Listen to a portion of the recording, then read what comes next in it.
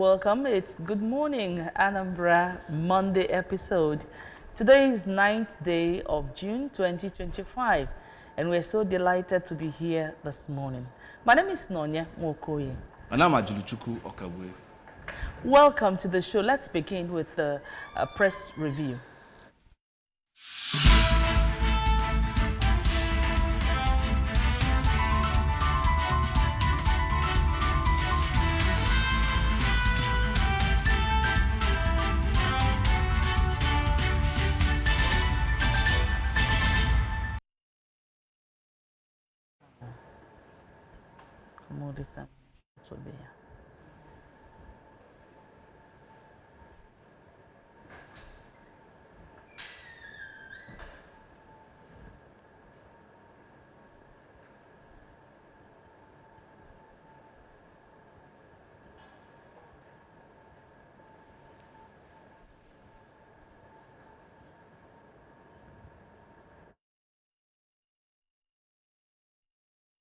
Right, you're welcome to the press review. Today, Monday, the 9th day of June 2025. We begin with what's trending.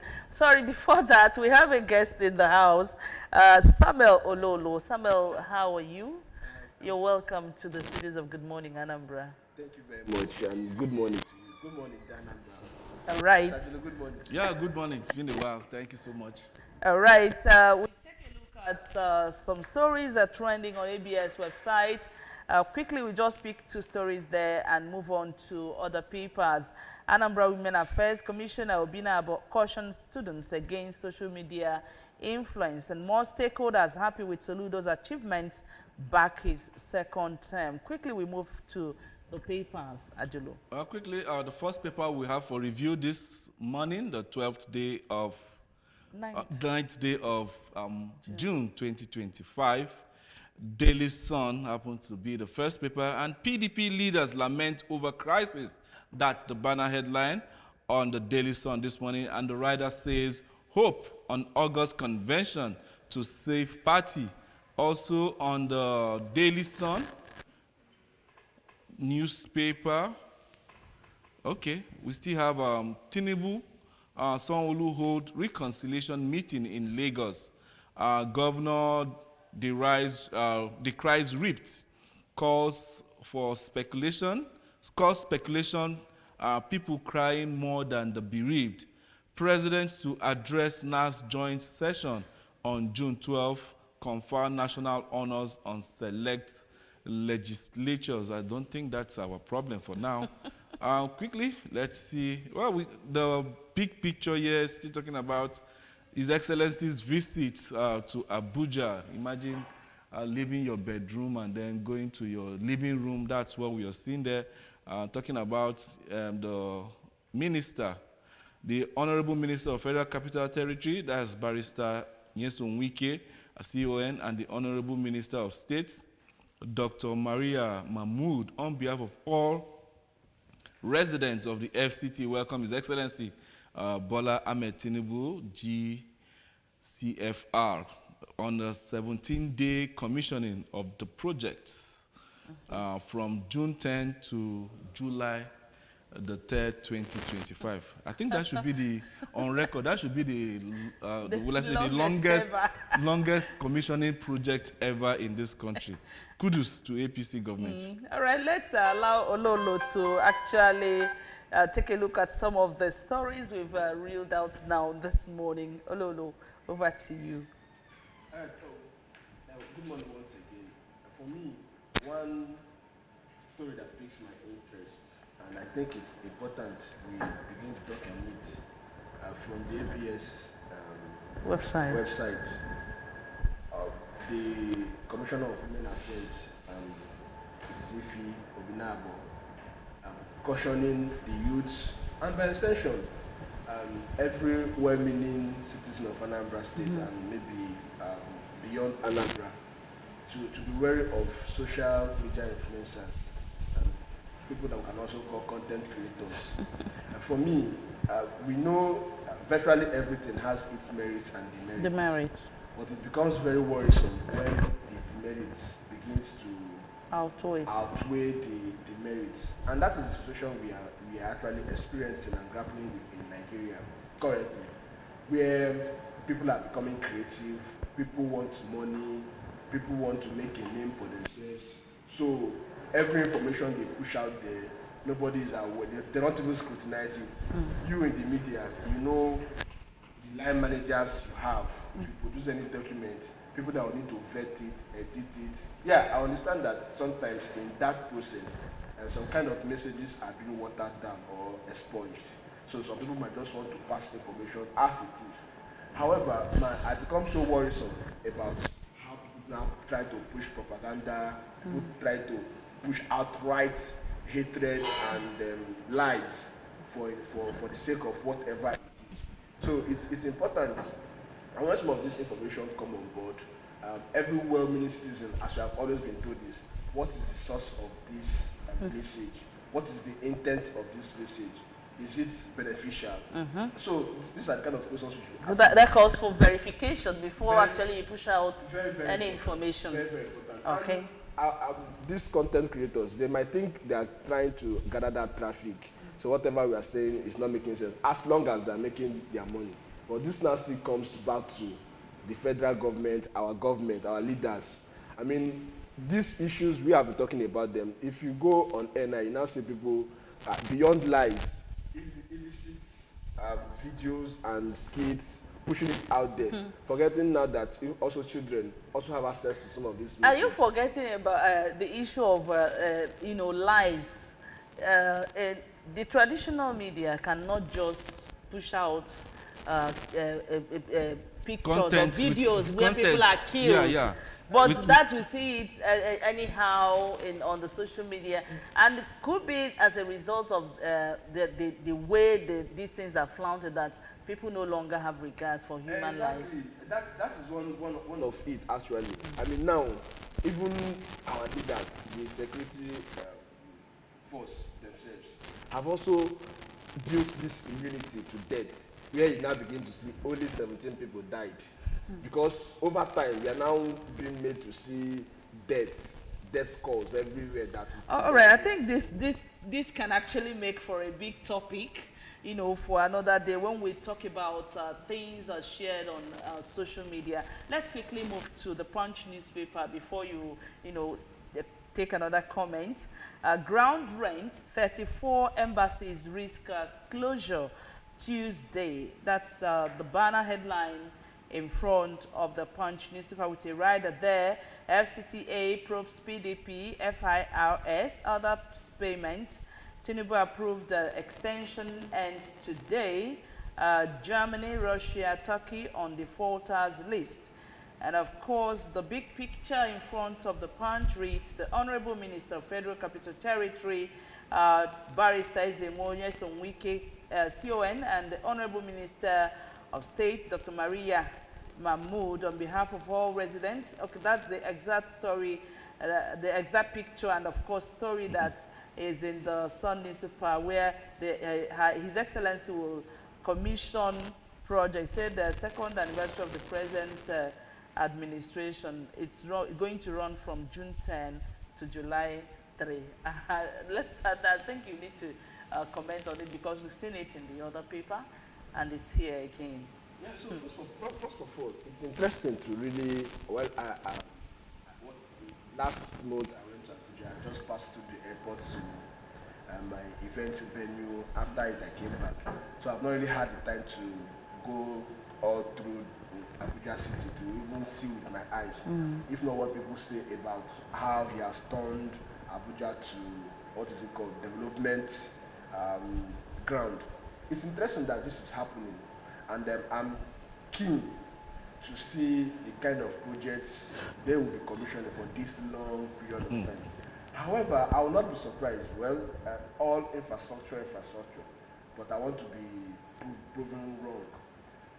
This now brings me to what I want to really say. In Nigeria, should the government put as priority the welfare of its citizens than development of infrastructure, or should it be the other way around?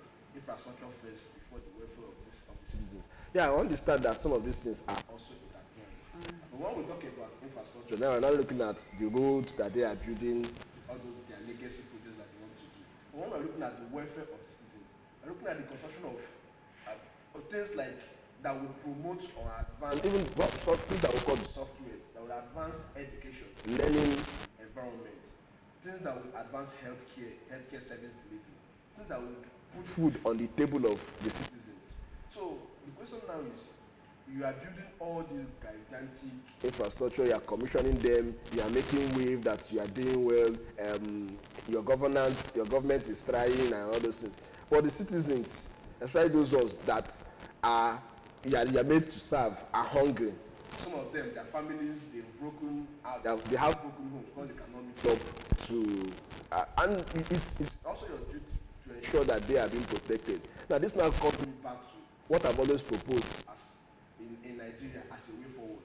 I think everybody is allowed as a leader, if you feel that it's infrastructure that is your A plus rating priority, go ahead. But also know that there are some people who feel that it is the welfare of the citizens. So let that always come on board during electionary period. Those who feel that they need to prioritize outright the welfare of the citizens, come out and sell your manifesto in that line. Then those who feel it is infrastructure, sell your manifesto in that line. Allow the people to vote. And that is why we are now still coming back to INEC and then politicians that want to always bubble the process. All right. But let me just add a thing or two to what Samuel was saying. How do the politicians get to embezzle money if they don't go on infrastructural development? That is where you should be thinking. Because your Nigerian politicians averagely don't even think about human capital development. So these projects are the only avenue where they can now stash some money abroad. And there are things that the government can actually do. They know what they are doing. And other things will fall in place. They know exactly what they are doing. Until we have a system whereby the welfare of the citizens become priority, then we will see less of this. Now, tell me, in this time, in this era, you want to tell me that since independence, you understand, we are still building new roads in some localities. That's to tell you that we can't even get this thing done the way it should be, and yet we are still struggling on the area of infrastructural and human capital development. That will be a story for another day. Quickly, let's go to the next paper for review this morning, and that's the Vanguard newspaper. And then we see at the mast of the Vanguard newspaper, Tinubu to Sanwo-Olu, your sins are forgiven, as GAC visits president in Lagos, and that's the rider. Our economy is back on track. That's coming from Bagudu. Hardship, Nigerians caught spending on foreign travels by 30%. I wonder where the reflection of that is. All right, and we take Sunday Independent. Okay, let's take the Daily Trust quickly before we comment. 2027 division in Tinubu's base. ACF to president, prioritize governance over re-election. A Democracy Day, president to address joint session of NAS. Naval officer stabbed to death in Kaduna. Hajj, how 7 Nigerian pilgrims died in Saudi Arabia. Residents, experts raise alarm over state of FCT abattoirs. Top contenders square up for Anambra governorship. Kano GSM market fire. Traders count losses. All right, these are the stories we are trending on the Daily Trust newspaper. Quickly, Ololo. Yeah, let me comment on the one that is closest home. Anambra State election. November 8th is the day.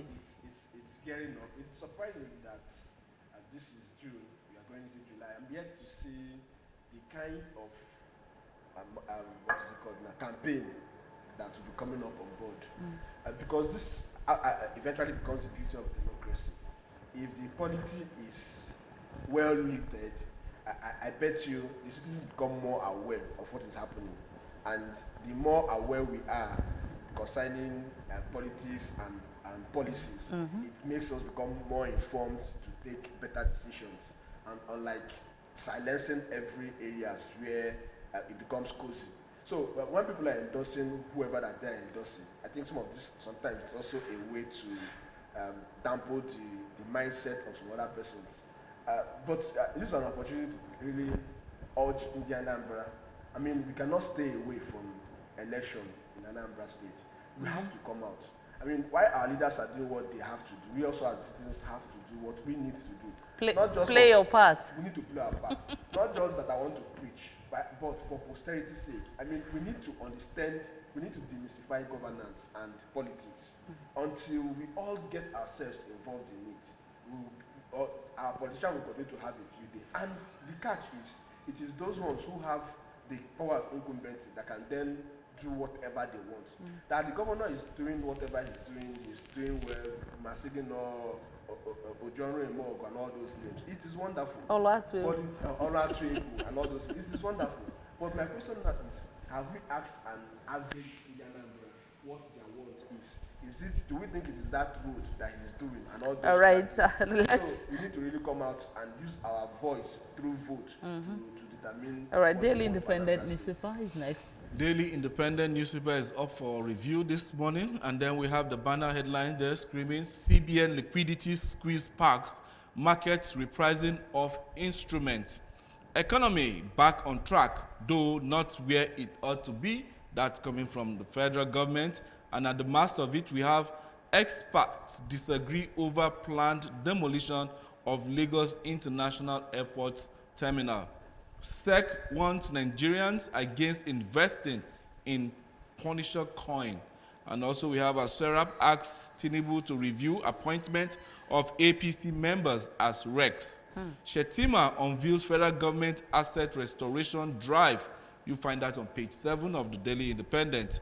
Illicit drug consignment packaged as green tea intercepted at Lagos Airport. Sanwo-Olu denies rift with Tinubu, pays homage with GAC. Diris suggests how to save ocean-ravaged communities. All right, I think we're going to comment on that Sanwo-Olu's, claims, but let's take the Nigerian Tribune first of all before that. Tinubu to confer national honors on select lawmakers to attend NAS special joint sitting Thursday. SEC warns public against investing in Punisher coin spawn. And of course, the big picture in front of the Nigerian Tribune is still the project commissioning in Abuja that will take place between June 10 to July 3rd. All right, 17 days commissioning of project. All right. I don't know whether you saw what has been trending throughout last week about Sanwo-Olu. There's this video that trended that Tinubu was commissioning a project in Lagos, and when he was greeting others coming to Sanwo-Olu, he did not greet him. He passed him, and this has been trending. People say they are having issues. Now they say they've made up. There's a paper that said actually they had a meeting where Sanwo-Olu said that some people are crying more than the bereaved, and now he's saying that there was no rift. So I don't know, who do we believe now? Where do we go from here? Unfortunately, Nigeria is a place, and I think this is a serious matter, where what we are all praying for is let there be confusion amongst people that we have perceived to be our oppressors. Let us see if they can have their crack, and then the citizens can use that to have a sign of relief. Because we've always had that argument, what extent should both the government, executive and legislative work together? Should they be so strong in themselves that anything goes? Or should they have some kind of rift where, of course, they're not going to think for the citizens? And for Sanwo-Olu's case, the governor of Lagos State, he's not a new man in the system. This is his second tenure. And he is there on the blessings of the president, Bola Ahmed Tinubu. We know what happened to his predecessor, Ambode, when he fell out with Tinubu and Sanwo-Olu became the anointed person. Well, I don't want to begin to go deeper into their rifts, their problems, but we know the Sanwo-Olu and how he had always related with Tinubu. I mean, he was practically Tinubu. He left, even during the election, he left Lagos State administration and was with Tinubu more, doing everything with Tinubu. For me, it calls for serious worry from the way I see it, and that is the angle I'm going from, um, how we have allowed an individual to become so powerful that he is not just a kingmaker, he also retains that king and determines when the king leaves. And yet we say we are running a democracy. That is my own area. But if it comes to the citizens, of course we are allowed to, we are, as citizens, are saying what we perceive because we know how they used to relate. And a lot of points or a lot of issues points to the fact that they are not actually in good terms for a lot of reasons. The political development coming on in Lagos State.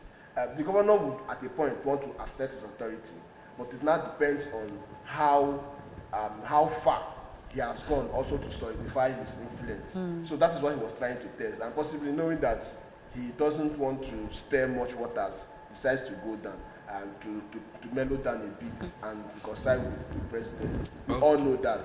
But for him to say there is no rift, he has said what he wants to say. You're not expecting him to say that he's fighting with the president. All right. But we are using our tongue to count that. I'll say it. Okay, quickly, still on the same paper, the Daily Independent, there's another caption there that really catches my fancy. That's talking about Shetima unveiling federal government asset restoration drive.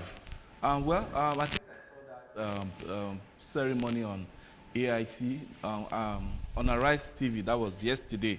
And from the look of things, Shetima was there representing the president and the rest of it all. The revamping of, let's say, moribund tractors, farm tools and everything, farm machines, machinery, to bring back the glory days of North being the bedrock of agriculture, and Borno State being the pioneering state.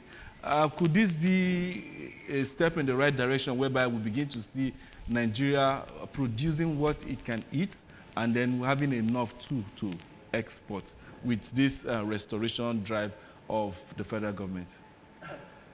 Well, let's say, as usual, it could be, for me, I wouldn't even say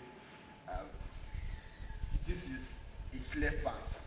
What they are doing is part of playing to the gallery. What I mean is, until the federal government comes on board, looks at the budget. Of course, I hold this strong opinion. If you want to know the policy direction of the government, you want to know the interest of the government, look at what the money is saying. And when you go to the money, the Minister of Agriculture, you see the Minister of Agriculture constructing road. No, okay, now you see the Minister of Agriculture spending money on hair for people that plait hair. You see the Minister of Agriculture. I mean, frivolities are all jam-packed. In fact, the amount of money for frivolities is more than what would actually improve agricultural activities in Nigeria in their budget. So that alone tells us the direction of the government. And I think the statement you made will bring us to this headline here, economy back on track, though not where it ought to be. When I saw this headline, I said, wow, so federal government is now coming out to kind of admit that the economy is not where it ought to be, because the people have always cried that they are hungry. You know, people have always talked about the level of hardship in the land, the level of high cost of living and everything. Even, you know, staple food that an average person can go to the market to get. Now, the federal government is saying that the economy is back on track, though not where it ought to be. So what does this actually speak about the federal government of Nigeria? So that is also why, for me, I'm also keenly interested in watching at the citizens. I think what we are doing, we need to even do more. Citizen journalism, controlled.